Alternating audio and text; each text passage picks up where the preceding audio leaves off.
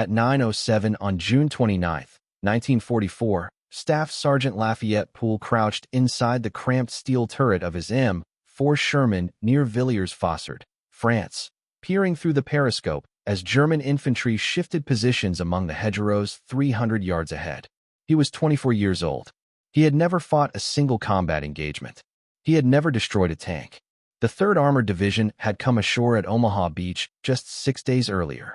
Now Poole's battalion was preparing to assault a heavily fortified German salient held by elements of the 353rd Infantry Division. Every tank commander in the regiment understood the arithmetic of survival.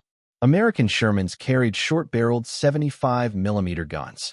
German Panthers mounted long-barreled 75s with nearly double the penetration. Tigers carried 88mm cannons capable of punching through a Sherman's frontal armor from 2,000 yards away. A Sherman could not penetrate a Panther's frontal plate at any practical range. Everyone knew this. Poole had named his tank In the Mood, after the Glenn Miller song. His crew thought the name was a bad joke. Corporal Wilbert Richards sat in the driver's seat. Private First Class Bert close manned the bow machine gun. Corporal Willisair worked the main gun. Technician 5th grade Del Boggs loaded the shells. For men who had trained together for 2 years at Fort Knox and later in the California desert, none of them had ever fired at an enemy who could fire back. The attack order came down at 9 o'clock. Task Force X advanced to the left. Task Force Y pushed to the right. Poole's Sherman rolled forward through a narrow gap carved by bulldozer tanks.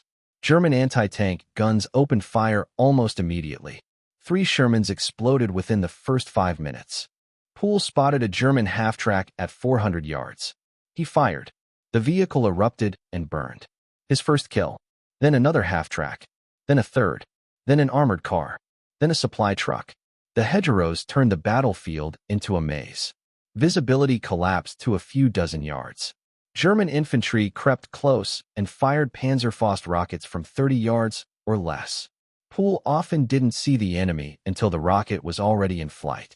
At 14:30, a Panzerfaust slammed into In the Mood's right track. The explosion hurled Poole sideways into the turret wall. Flames erupted in the engine compartment.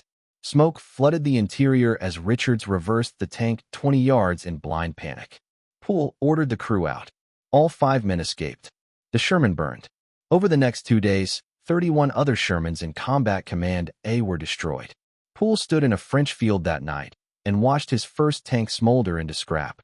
The regiment lost 31 tanks and 12 additional vehicles fighting for a single village against one reinforced German battalion. The Sherman's armor was too thin. Its gun was too weak.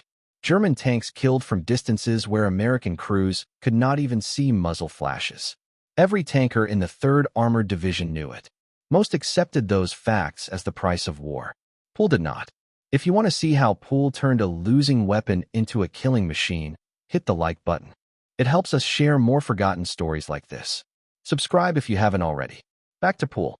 The next morning, he requested a meeting with his battalion commander. The colonel expected a shaken sergeant asking for reassignment to the infantry. Instead, Poole asked for another tank. Then he said something that made the colonel think he'd lost his mind. He wanted to lead every attack.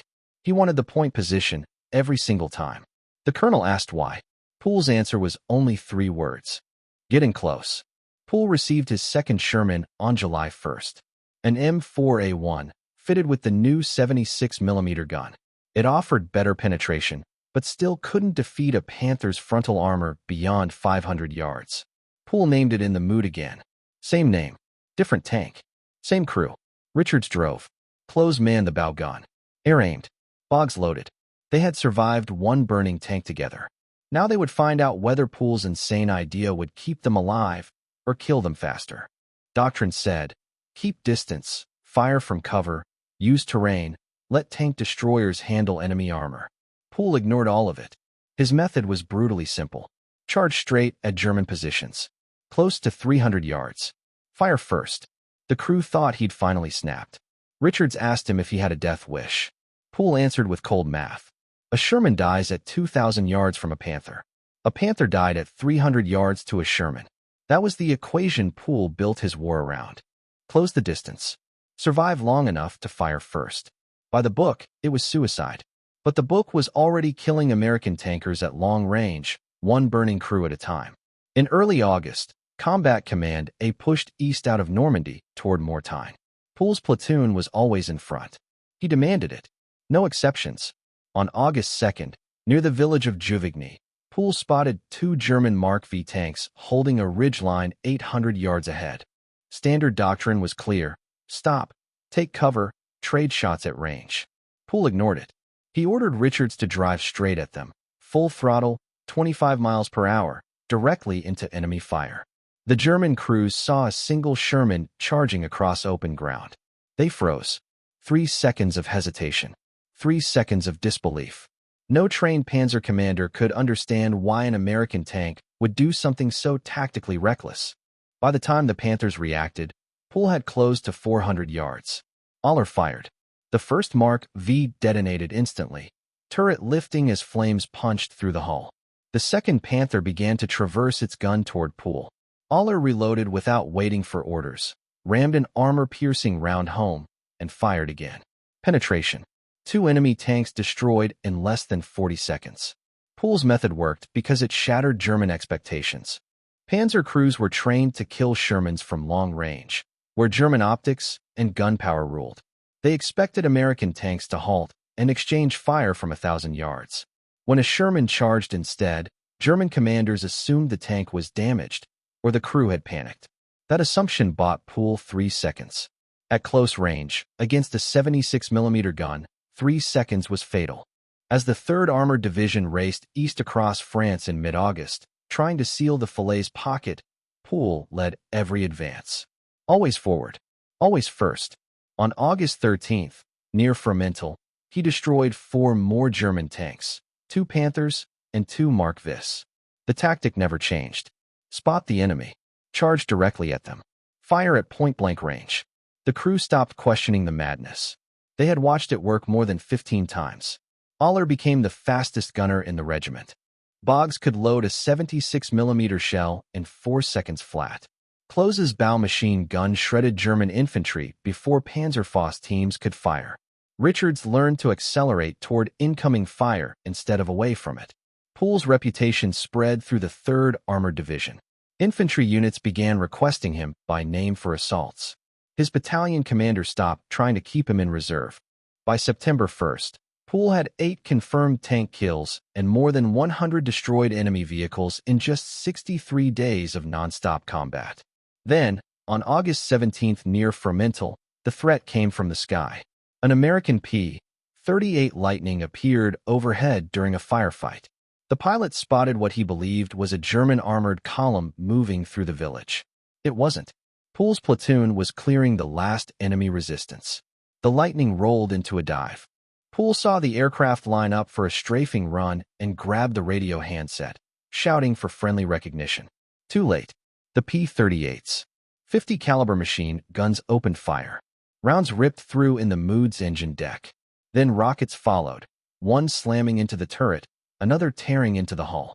The second in the Mood burned. For the second time in 7 weeks, Poole and his crew bailed out of a flaming Sherman. All survived. Richards was furious. Close shook uncontrollably. Aller stared silently at the wreck. Boggs asked how many times they would have to survive this. Poole answered without hesitation. As many as it takes. The battalion issued him a 3rd tank the next day, another M4A1 with a 76mm gun. He named it in the Mood. Tank number 3. After the Falaise pocket collapsed, Combat Command A drove east. Paris was liberated on August 25th. The 3rd Armored crossed the Seine on August 26th and pushed northeast toward Belgium. Poole led, always leading. His tactics were no longer controversial. They were doctrine. Get close. Fire first. Win. From August 29th through 31, Poole's platoon spearheaded the advance through territory held by remnants of the German 2nd Panzer Division. His tank rolled alone ahead of the task force. Richards asked if they should wait for support. Poole said no. At dawn on August 29th, they encountered 4 German tanks at a crossroads. Poole charged. 800 yards. 600. 400. Aller fired. The 1st Panzer erupted in flame. German return fire streaked past, but missed. Poole kept driving straight in. 200 yards. Aller fired again. The second Panzer disintegrated under the impact. Then the third. Then the fourth. Within 6 minutes, every German tank at the crossroads was burning. Over the next 3 days, Pool's rampage continued without pause. He destroyed 3 concealed anti-tank guns, roughly 50 armored vehicles, and cut down waves of German infantry wherever they attempted to stand and fight. 27 German soldiers surrendered outright after watching their supporting armor annihilated in front of them. For these actions, Pool was awarded the Distinguished Service Cross. The citation spoke of unshakable courage and inspired leadership that enabled his task force to advance rapidly with minimal losses. What the citation did not say was that Pool survived by breaking every rule in the tactical manual, and by exploiting something German tank commanders could not process: the idea that an American Sherman would deliberately charge straight at them. By early September, Pool's confirmed tally stood at 12 enemy tanks destroyed, Panthers, Mark IVs, and even one Tiger that made the fatal mistake of exposing its thinner side armor. His total vehicle count reached 258. Half-tracks, armored cars, self-propelled guns, fuel trucks, ammunition carriers. Anything German with wheels or tracks became a target. More than 1,000 enemy soldiers were killed. 250 were captured, all in 81 days of uninterrupted combat. As the 3rd Armored Division closed in on the German frontier in mid-September, Pool and his crew received long-awaited news. They were scheduled to rotate home for a war bonds tour.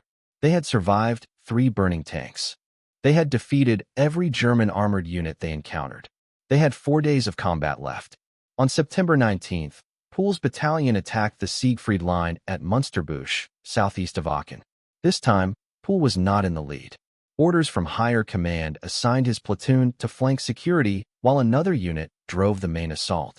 From his position, Pool spotted a German anti-tank gun concealed inside a stone house 300 yards away. If it fired first, it would kill someone. Pool ordered high explosive loaded. Destroy the gun before it could engage. But Aller was not there. The experienced gunner had been temporarily sent back to the United States for a medical evaluation ahead of the crew's scheduled rotation home. His replacement was Private First Class Paul Kenneth King, new, untested, and on his first combat mission. King grabbed a 76mm round and slammed it into the breech. Too fast, too hard. The shell jammed. Pool dropped into the turret, fighting the stuck round with his hands as seconds vanished. The German gun fired first. The shell struck in the Moods turret, throwing Pool violently against the commander's hatch. The armor held. Reverse. Pool shouted. Richards slammed the transmission back. The Sherman rolled 20 feet rearward toward cover. The German crew reloaded. Inside the turret, Pool was still wrestling the jammed shell. He yelled again for Richards to back up faster. The second shot hit.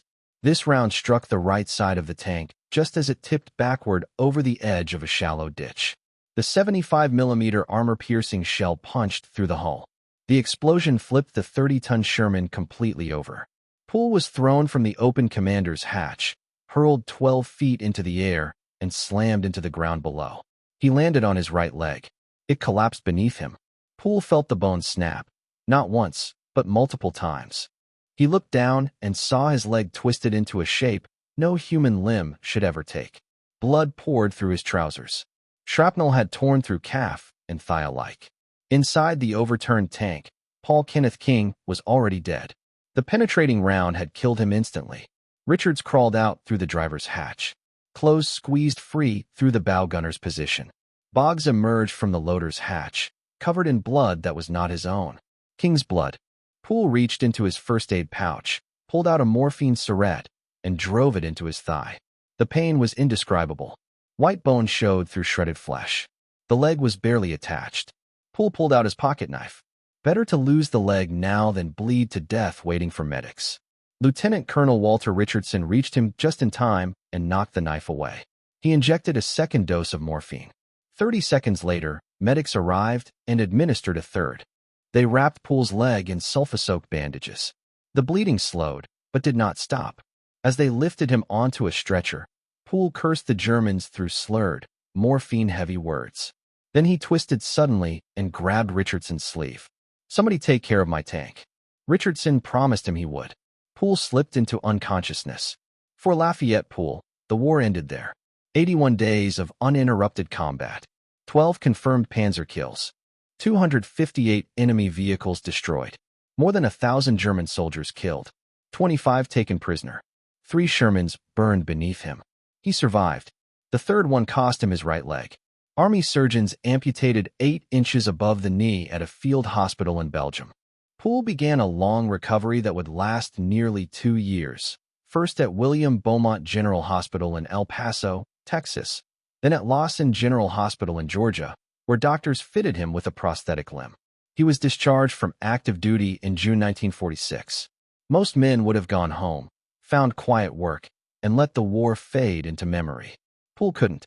In 1947, he opened a gas station in Clifton, Texas. Later, he added a small garage. He married Evelyn. Together, they raised 8 children, 4 sons and 4 daughters. He walked on a wooden prosthetic leg that ached constantly, but he never complained. Still, civilian life wasn't enough. He missed the Army. He missed tanks. In 1948, Poole re-enlisted. The Army assigned him to the Transportation Corps, supply chains, logistics, desk work. Nothing remotely like commanding a Sherman under fire. Poole hated it. He requested reassignment to the 3rd Armored Division, the unit he had helped make legendary. The request was denied. He didn't meet physical requirements. 1 leg. Medical discharge recommended. Poole refused to accept it. He wrote directly to General Roderick Allen, the former commander of the 2nd Armored Division. Allen remembered the stories, the insane tank commander who charged Panthers head-on. He made phone calls. He pulled favors. And in 1948, Poole returned to the 3rd Armored Division, not as a tank commander, as an instructor. At Fort Knox, Kentucky, Poole taught automotive mechanics, showing young tankers how to keep Shermans running in the field. It wasn't combat, but it was armor. At Fort Knox, he became a living legend. Instructors pointed him out to trainees. "That's Staff Sergeant Poole," they'd say. "America's greatest tank ace. 12 Panzers, 258 vehicles, 81 days." Some recruits doubted the stories. Poole would lift his pant leg and show them the prosthetic. Then he'd talk about Villiers-Fossard, about charging Panthers in Normandy, about 3 burning Shermans. After that, no one doubted. He retired from the United States Army on September 19, 1960, exactly 16 years to the day after losing his leg at Munsterbusch. He left with the rank of Chief Warrant Officer II after 29 years of service. The Army gave him a pension and a medal case filled with decorations. The Distinguished Service Cross, the Legion of Merit, the Silver Star with Oak Leaf Cluster, the Bronze Star, the Purple Heart, the Belgian Forager, and the French Legion of Honor. After retirement, Poole attended business college. He became a preacher, earning $25 a week at a small church. He coached Little League Baseball in Killeen, Texas. The kids adored him. He rarely spoke about the war unless asked directly. And when he was asked, his answer never changed. "There were no heroes," he said. "There were no Rambos. We were a team." Every medal, he insisted, belonged to his crew. Poole had been nominated twice for the Medal of Honor. The first recommendation vanished somewhere between France and Washington. The second was denied. The reasoning was simple. It had been a crew effort, not an individual act. Poole agreed. He always credited Wilbert Richards for driving straight into enemy fire, Willis Aller for being the fastest gunner in the regiment, Del Boggs for 4-second reloads, Bert Close for protecting the tank from infantry. Without them, Poole said, he would have been just another dead tanker in a French field. In 1988, Poole visited Fort Hood, Texas.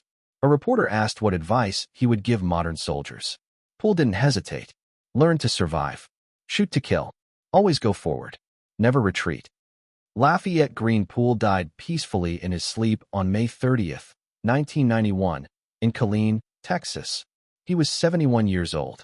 He left behind his wife Evelyn, 8 children, and dozens of grandchildren, and a legacy that proved one simple truth. Sometimes the only way to survive a losing war is to charge straight into it. The final chapter of Lafayette Poole's war did not end on a battlefield. He was laid to rest at Fort Sam Houston National Cemetery in San Antonio, Texas, with full military honors. The headstone lists his rank, Chief Warrant Officer II. Nothing more. No mention of 12 destroyed Panzers. No record of 258 vehicles eliminated. No reference to the fact that he was the most lethal American tank commander of the Second World War. 2 years after his death, the Army quietly corrected that absence in its own way. At Fort Knox, a new tank driver training simulator complex was dedicated in his name, the Lafayette Pool Tank Crew Training Facility. The dedication address was delivered by Lieutenant Colonel Olin Brewster, a man who had served beside Poole in the 3rd Armored Division and remained his close friend for 47 years. Brewster told the assembled officers and trainees that Poole had taught generations of tankers a lesson manuals could not. Aggression beats superior firepower. Speed and initiative matter more than armor thickness. American crews could win if they fought fast, fought close, and fought without hesitation. Those lessons reshaped American armored doctrine. Poole's engagements became case studies. The principle of aggressive maneuver inside the enemy's effective range became standard instruction at Fort Knox. Tank commanders were taught to force engagements where their own weapons worked, to enter the enemy's envelope instead of lingering outside it. Modern armored officers still study Poole's actions at Colombiers and the August 29th Crossroads Battle, where 4 German panzers burned in 6 minutes. The same logic applies against T-72s and T-90s today as it did against Panthers in 1944. In 2014, the story reached popular culture. Columbia Pictures released Fury, a film following an American Sherman crew fighting through Germany in April 1945. Brad Pitt portrayed Staff Sergeant Don War Daddy Collier, a hard-driving tank commander who led from the front, closed distances aggressively, and broke German armor by refusing to fight at long range. The film never spoke Lafayette Poole's name, but anyone familiar with the real history recognized the inspiration immediately. War Daddy was Poole's actual nickname. The tactics were his. The command style was his. Even the line about getting home fastest by smashing straight through the German army came directly from things Poole had said. The movie took liberties. A lone Sherman holding off an SS battalion never happened. But the core truth remained intact. American tank crews could defeat technically superior German armor through aggressive maneuver and flawless crew coordination. Poole had proven it 81 times in 1944. Historians still argue about whether Lafayette Poole should be considered America's top tank ace. Canadian tanker Sidney Valpy Radley Walters claimed more kills on the Western Front. Soviet commanders like Dmitry Lavrenenko achieved higher tallies in the East. German aces such as Michael Wittmann far exceeded Poole's numbers. But those debates missed the point entirely. Poole achieved his record in 81 days, less than 3 months, using a tank that was technically inferior to nearly every opponent it faced. That is what made his record extraordinary. The M4 Sherman carries a grim reputation. Historians labeled it a death trap. Veterans called it a Ronson lighter. Lights every time. German crews mocked them as Tommy Cookers. But the tank itself was not the failure. Doctrine was. American tactics in Normandy kept Shermans at long range, exactly where German guns were strongest. Poole demonstrated that the Sherman could win by closing distance and fighting where its 76mm gun became lethal. His 3 destroyed tanks tell that story. Villiers-Fossard, Fremantle, Musterbusch. 3 times his Sherman burned. 3 times he escaped. Twice without a single casualty. The 3rd time cost him his gunner and his leg. Poole never called himself brave. He said he was lucky. Lucky to survive 3 hits. Lucky that his crew escaped twice. Lucky that medics reached him in time at Musterbusch. His crew scattered after the war. Corporal Wilbert, Baby, Richards returned to civilian life and later gave interviews describing Poole's methods. Richards admitted he thought Poole was insane the first time he was ordered to drive straight at a Panther. After surviving 20 engagements, he understood something different. Poole was not reckless. He calculated every charge. He knew exactly how close they had to be. He knew the precise instant when a Sherman became deadly and a Panther's advantage disappeared. That understanding, not luck, was what kept them alive. Private First Class Bert Close, the 17-year-old bow gunner they called Schoolboy, later told historians that Poole never wasted time on speeches. No long briefings. No dramatic speeches. Just short commands. Forward. Closer. Fire first. The commands were never complicated. Enemies sighted at 800 yards. Full speed. Fire at 300. That simplicity mattered. In combat, Clarity saved lives. There was no room for debate, no second-guessing, no hesitation. Every man knew his role. Execute fast. Execute clean. Stay alive. 3 weeks after the disaster at Muster Bush, Corporal Willis Aller returned from his medical evaluation in the United States. When he learned about King's death and Poole's injury, the news hit him hard. Aller carried the weight immediately. He told anyone who would listen that if he had been there, the gun would never have jammed. He would have fired first. The German crew would never have gotten the shot off. Poole wrote to him from the hospital in 1945. "Stop blaming yourself. The jam," he explained, "wasn't about skill or speed. It was about a young replacement loader under fire for the first time." Paul King had done exactly what soldiers are trained to do. He tried his best in impossible circumstances. He died doing his job. There was no shame in that. There never was. Technician 5th Grade Del Boggs, jailbird, to the crew, never spoke publicly about the war. His family later said he kept Poole's letters until the day he died. One of them, written in 1970, reflected on their 81 days together. Poole admitted he had driven them harder than any crew in the division. He demanded precision. He accepted nothing less than perfection. And they delivered. For second reloads. First-round hits while moving at full speed. No panic. No freezing. No mistakes. Poole wrote that he had served alongside hundreds of soldiers over the years. He never worked with a better crew than the men of In the Mood. That name appeared on 3 different Shermans. Tank 1 burned at Villiers-Fossard on June 29th. Tank 2 burned at Fremantle on August 17th. Tank 3 burned at Muster Bush on September 19th. The name never changed. Poole said it reminded him why they fought. They were in the mood for anything. In the mood to win. In the mood to survive. In the mood to prove that American tankers could beat German armor. The 3rd Armored Division fought from Normandy through the Siegfried Line and onward to the Elbe River. Over the course of the campaign, the division destroyed more than 1,000 German tanks and 5,000 other vehicles. Poole's 12 confirmed Panzer kills accounted for roughly 1% of that total. His 258 destroyed vehicles represented nearly 5%. 1 crew, 1 tank commander, 81 days. Modern armored units still study his actions at Fort Benning and Fort Moore. Tank commanders analyze his August 29th engagement. 4 panzers destroyed in 6 minutes, frame by frame. The lessons haven't aged. Aggressive maneuver beats superior firepower. Speed creates confusion. Closing distance removes the enemy's advantage. Poole understood all of that in 1944 without doctrine manuals or computer simulations. He learned it by standing in a French field and watching 31 Shermans burn at Villiers-Fossard and deciding there had to be another way. For years, the Patton Museum at Fort Knox displayed Poole's uniform and decorations. When the museum closed in 2016, the collection moved to Fort Moore, Georgia. Today, the National Armor and Cavalry Museum preserves his legacy. Visitors can see his Distinguished Service Cross citation, his Silver Star, his Purple Heart, and the prosthetic leg he wore for 45 years. Photographs show In the Mood rolling through French villages with Poole standing in the commander's hatch. He almost never buttoned up. Claustrophobia kept him exposed despite the danger.